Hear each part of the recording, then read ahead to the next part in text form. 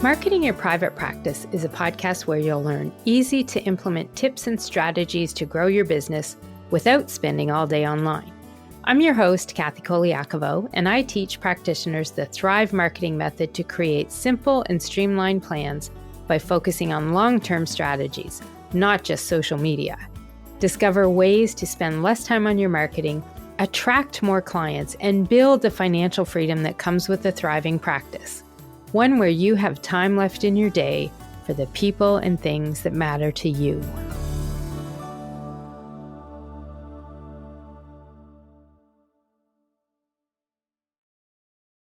Hey, private practice heroes. This is Kathy Colaiacovo with the Marketing Your Private Practice with Kathy C podcast.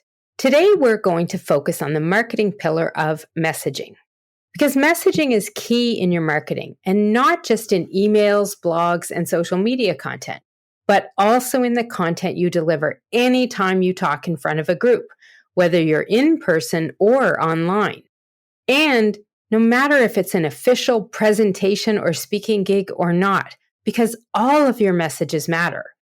And that's why we want to focus in on your message in your presentations.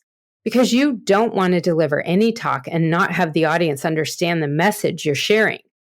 And if you're like me, you've probably been to one event or presentation or another where the topic sounded so good and you couldn't wait to get there and hear the speaker. But then the message you were looking to hear and learn about was really hard to find in the presentation because the info the speaker shared didn't help you or make you feel like you got what you signed up for.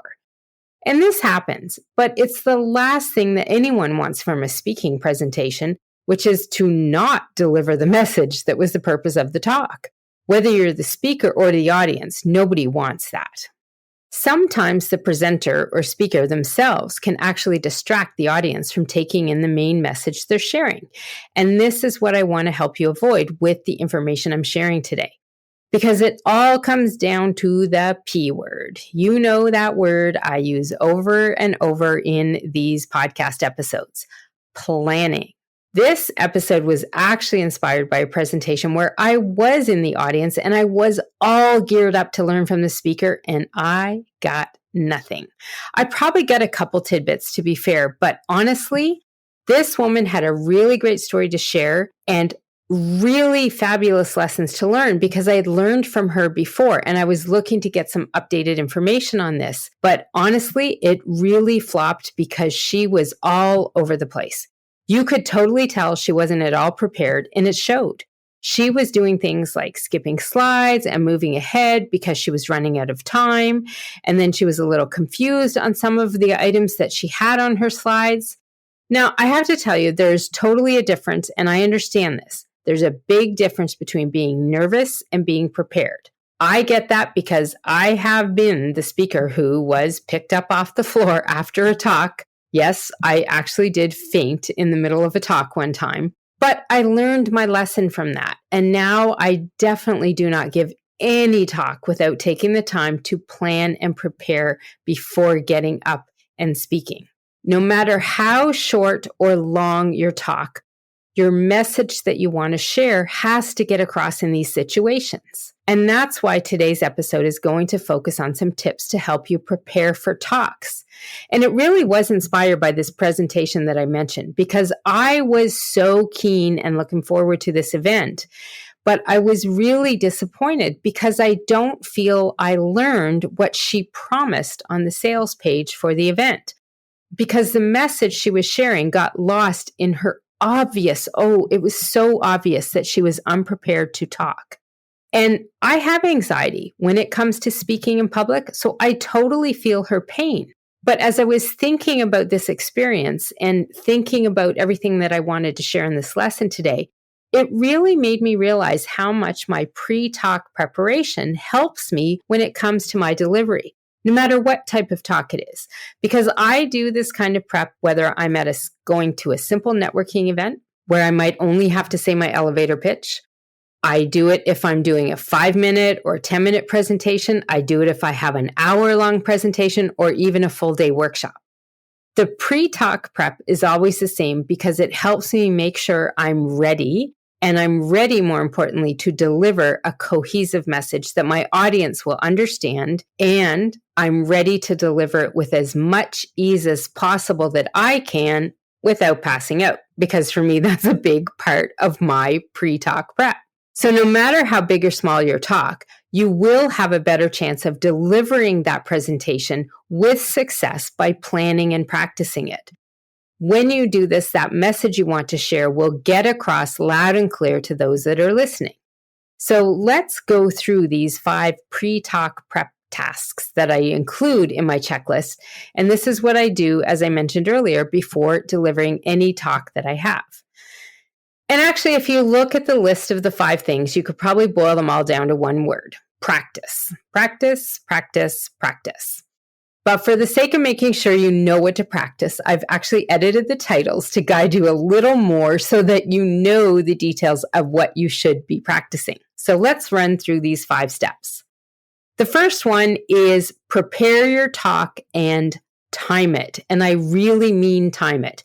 And this means you have to practice your talk. You don't want to leave all your prep to the last minute. You want to make sure that you have time to actually run through the slides and pretend you're delivering them. If you need to do this in front of somebody, do it. If you need to do it on your Zoom or a webinar to practice that way, you want to do it this way. If it's a simple event, you will even want to do things like practice how you're going to introduce yourself. If you're giving a full presentation, you want to make sure that as you practice this, you have time to move ahead with your slides.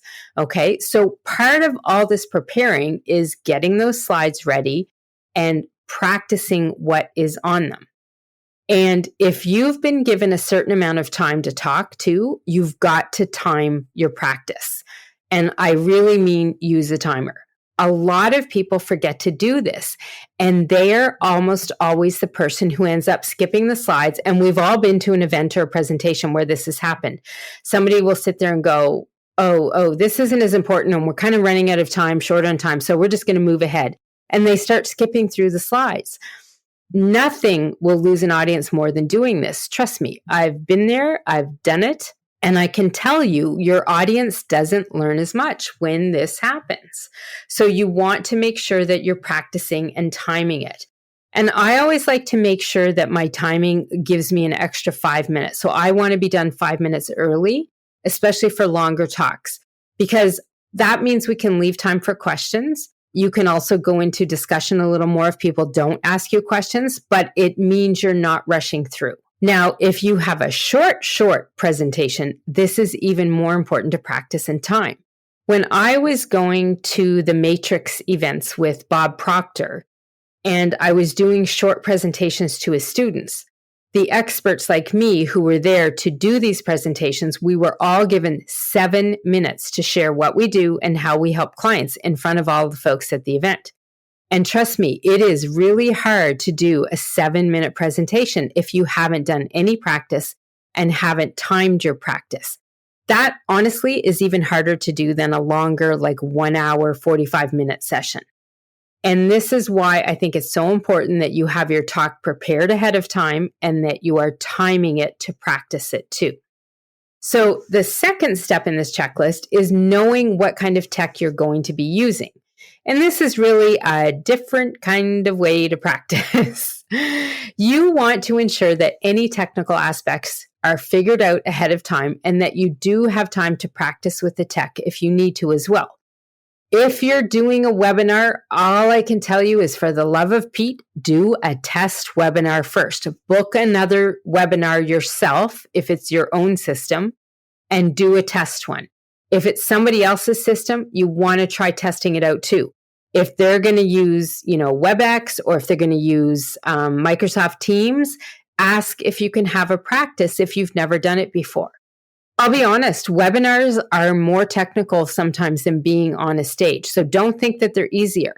They can be worse than a stage, in fact, sometimes. You don't want to be the host of a webinar and talking there and thinking that people can't hear you in the webinar room. And so you get all frustrated and you start cursing at the system, trying to figure things out. And you don't even realize that people could actually hear you. Now, that example was not me, but it was a former client of mine. And the funny thing is, she really did do this, and she did get one client from that presentation because the lady said she was her type of person based on all that pre-webinar cursing. And so even though it worked out well for her in the end, you want to make sure that you do some practicing if you're doing a system like that. If you're speaking in person and you can practice on the actual stage, try that as well, especially if it is a big event, or at least try to take a look at it ahead of time and check out the lay of the land. If you're able to, try to rehearse with the AV equipment you'll be using as well. It's hard to do practice sometimes depending on the situations you're going to be in, but if you have an opportunity to try out and practice with the technology that might be there, try to do that if you can. And I always tell people, ask what equipment will be used at the event. I did a talk this past year that didn't have a projector for my slides. Now, I was prepared ahead of time and something made me ask last minute. And had I not known that ahead of time, I would have shown up looking to find a projector and have my presentation go on screen. And I can tell you right now, because I did it, doing a talk by looking at slides on paper or your own computer in front of a smaller group is very different than doing that talk and having a presentation and this screen up ahead where everybody can see it. So knowing the tech you're going to be using is important, and plan for how you're going to use it and practice that if you can too. The third step in this checklist is get to know your presentation and slides. And you will do this if you do some extra practicing. So I always try to tell people, if you can practice enough so that you know your slides really well, I don't want to say like the back of your hand because, well, honestly, I really don't get that saying. My hands, I could easily have my hands in a picture and I wouldn't know if they were my hands or not. But you should know your slides as well as you know your partner. So for instance, I could recognize my husband walking from behind a mile away. That's how well you want to know your slides. So you want to practice it as much as possible. Knowing your talk really well will help you deliver it without needing every detailed note for every single slide. This is a more ideal way to do it, and it means doing added practice and working up to it. You want to be looking at the audience as much as you can, not the slides, because the more you're reading from the slides, the easier it is to lose the audience. Plus, a bonus of knowing your slides really well and the content that's on them is that when there are last-minute issues or tech problems, or even things like forgetting the thumb drive with the PowerPoint on it, and yes, I've been there and done that one as well, these can all run into major issues when you're trying to do your presentation, and they can help you get out of sync with what you're doing, start fumbling, and the entire message you're trying to share will not be as delivered as well or as effectively as if you were more prepared. And this is going to lead us nicely into step number 4, because step number 4 is why I always take a printout of my presentation as well. It's part of my backup plan. And number 4 is having a backup plan in place. You might need to practice to make the backup plan happen too. But it's really all about taking some time to plan so that no matter what might happen that you cannot imagine could possibly happen, you're still ready and able to present and do your talk. And this is especially key when you might have anxiety and a little stage fright like I do. The question of what if can be one of the biggest sources of anxiety before you do a talk or a presentation. What if your PowerPoint presentation fails, or the projector breaks, or you get that know-it-all in the audience who really gets you off track?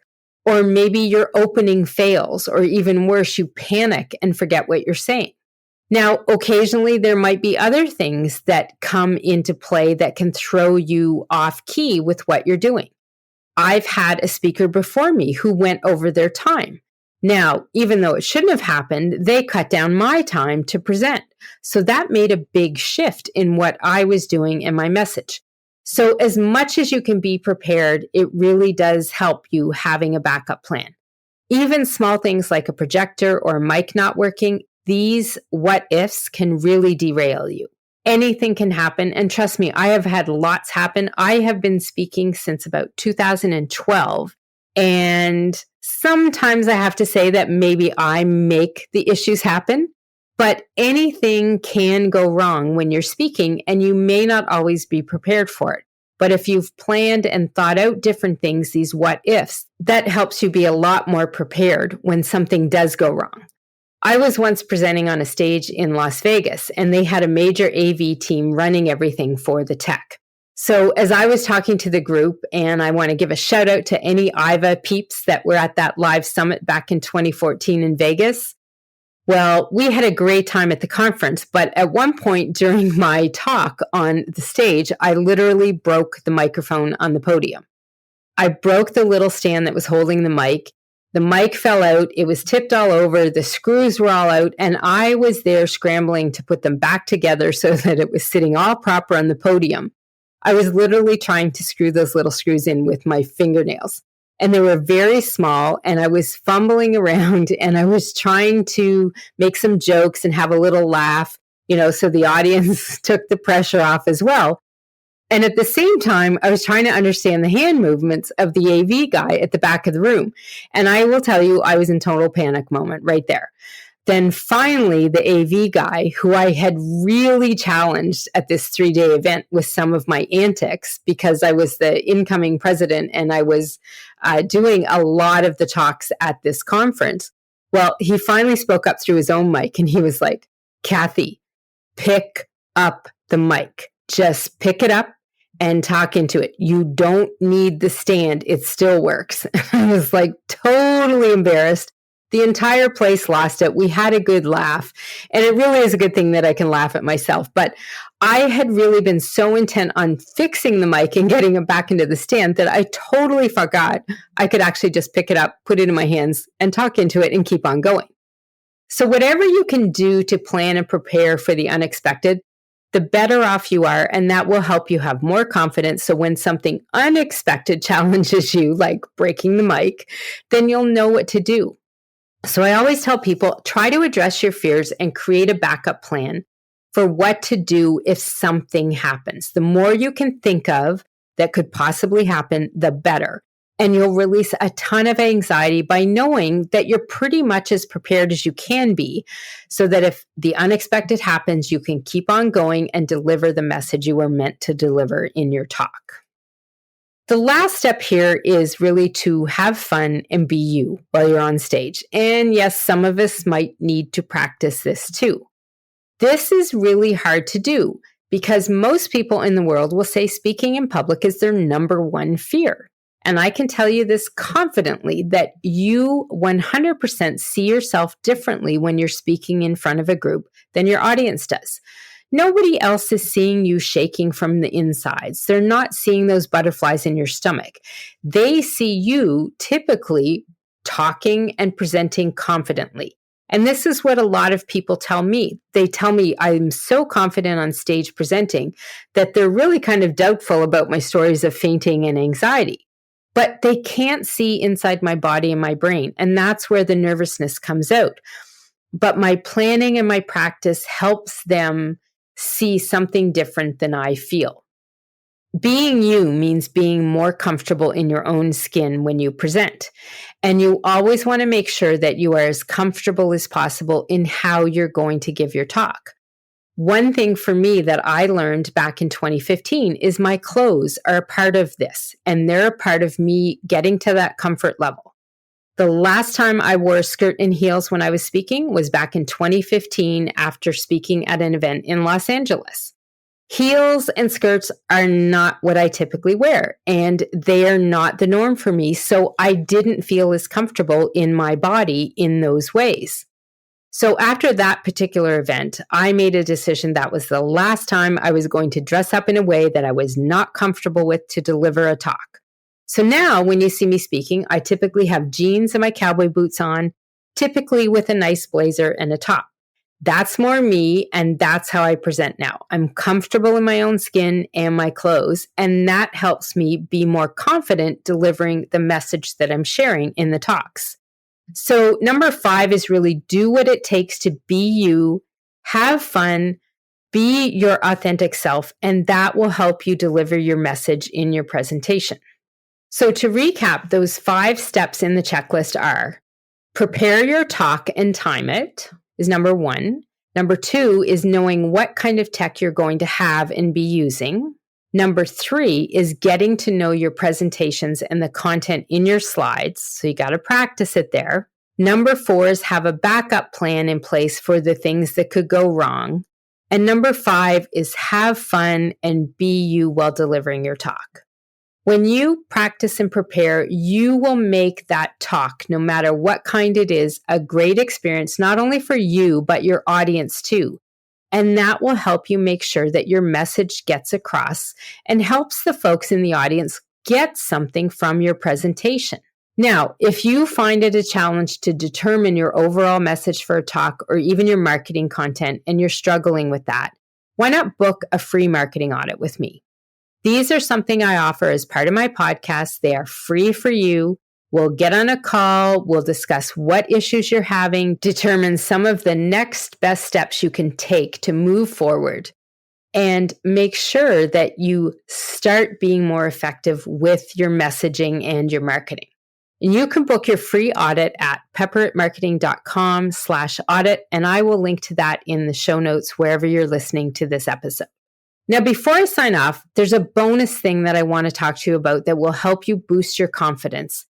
This is something that I do all the time, and it really does help me remember that I am a good speaker and that people do get my message. So what I want you to do here is I want you to remember all of the times that you get feedback whenever you talk to people or present or teach things. Remember those times when people said how good your talk was, how they learned something really great, how they enjoyed the presentation, how it was so funny when you told the story of your Vegas tattoo that wasn't really a tattoo at all. Now, don't ask about that right now, but if you do want to know the story, just message me on Instagram. But if you were there at that Vegas conference, it was hilarious because really, whoever thought anybody could get a tattoo and not even feel it or remember it? Turns out nobody. You will definitely remember if you got a tattoo, and it was definitely not me, thank goodness. But the thing is, I want you to remember all the times people give you the feedback on your talks, because even though you only hear that from a few people, how much they liked your talk and how much it helped them, there are so many more people that don't speak up, I promise you. So when you pay attention to this feedback, you write it down, you record them, you have them at the ready so that you can review them whenever you're preparing to give a talk. Looking at these words, I promise you, this will help boost your confidence a lot and help you deliver your message with success. So that is everything I wanted to share today. This is Kathy Colaiacovo signing off. And I just want to remind you to thrive in practice. That means ensuring that anytime you get to deliver a talk, no matter how big or small, that you plan and prepare for it so you can deliver your message with success and confidence so that your audience totally gets what you were trying to share in that presentation. That way, it's a win-win for everybody. I'll see you next time. You can find all of our show notes and resources mentioned at marketingyourprivatepractice.com. Be sure to connect with me on Instagram at pepperitmarketing and say hi. I'd love to hear any feedback you have, and make sure to rate and review the podcast and hit subscribe on your favorite player so you don't miss any future episodes.